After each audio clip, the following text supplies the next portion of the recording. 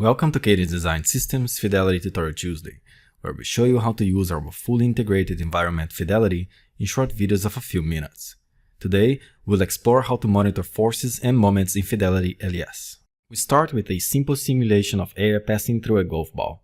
The computation input file is written for the ideal gas compressible flow solver with an inlet velocity of 30 meters per second and time step based on a CFL number of 4. Our goal is to monitor the drag force of the golf ball while the computation is running. For that, we can use the command writeForce to compute and report forces and moments integrated over zone boundaries. Here is the syntax of the command. writeForce, the name of the file to be periodically updated, the periodic number of time steps between measurements, a comma-separated list of zone boundaries, and optionally one or several reference coordinates for the moment. Multiple writeForce commands can be added to the input file if the goal is to have force measurements for different zones independently. After saving the input file, we launch the computation using the appropriate binary for the ideal gas solver.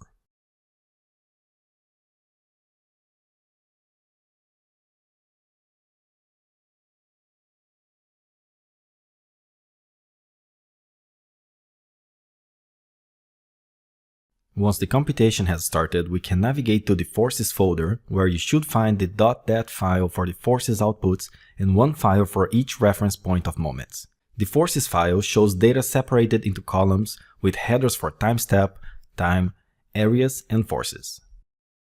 We can go one step further and build a little shell script that periodically reads the forces.dat file and plots the data using gnuplot. We call /monitor.sh and the plot automatically updates while the computation is running.